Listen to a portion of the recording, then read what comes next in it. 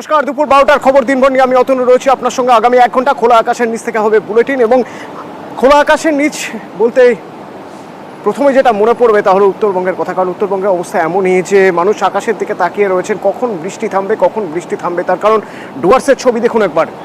Diana নদীর জল বেড়েছে, লিজ নদীর জল বেড়েছে, একাধিক নদীর জল বাড়ার ফলে লিজের বাঁধ ভেঙে গিয়েছে এবং সেই বাঁধ ভেঙে জল ঢুকে পড়েছে। ডুয়ার্সের বিভিন্ন এলাকা জলমগ্ন, বাড়ির মধ্যে জল ঢুকে গিয়েছে। पता क्या है अंदर? अंदर आइए अंदर।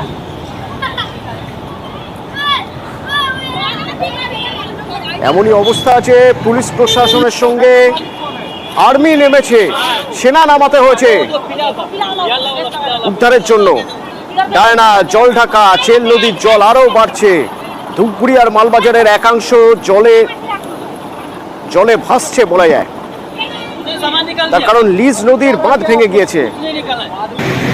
রকি প্রতিনিধি আমার সঙ্গে সরাসরি রয়েছেন। রকি, সার্বিকভাবে একবার বুঝতে চাইবো মালবাজার এপাশে ধূপগুড়ির বিস্তীর্ণ এলাকার কি অবস্থায় রয়েছেন মানুষ, কিভাবে তাদের উদ্ধার করার সম্ভব হচ্ছে বা উদ্ধার করে কোথায় রাখা হচ্ছে তাদের?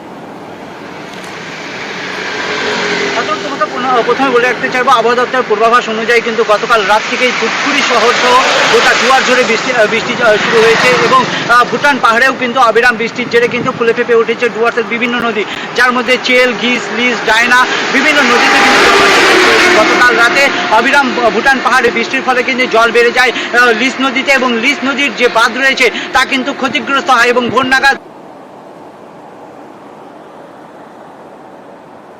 বহু করে জল ঢুকে পড়ে গ্রামের মধ্যে এবং তলিয়ে যায় জলের নিচে প্রায় 25 থেকে 30টি বাড়ি। এই ঘটনায় কিন্তু রীতিমতো চাঞ্চল্য ছড়িয়েছে গোটা এলাকা এবং সেই এলাকার যে বাসিন্দারা রয়েছেন তারা কিন্তু ইতিমধ্যে সেখান থেকে সরে যেতে শুরু করেছে। খবর পাওয়া গিয়েছে যে সেই এলাকায় প্রশাসন আধিকারিকরা পৌঁছেছেন এবং সেই এলাকায় রয়েছে আর্মি ক্যাম্প।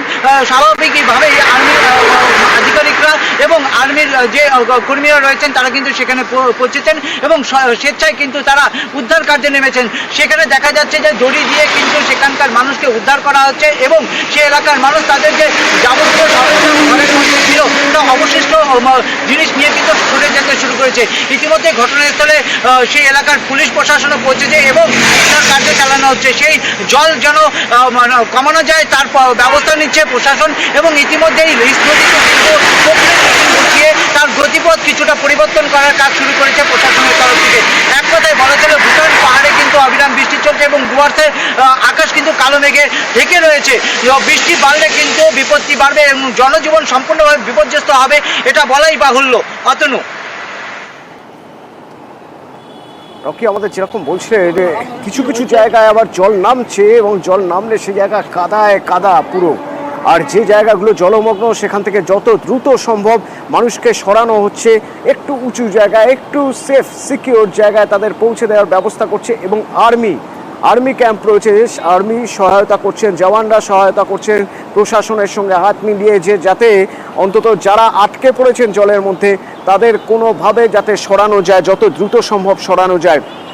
রকি বলছিল আমাকে ভুটান পাহাড়ে বৃষ্টি, প্রবল বৃষ্টি, এই নাগারে বৃষ্টি ভুটান পাহাড়, তার জন্য তিস্তায় জল বেড়েছে, পরবর্তীতে এপাশে করলা, এপাশে ডায়নাতে জল বেড়েছে, লিজ নদীতে জল বেড়েছে। আর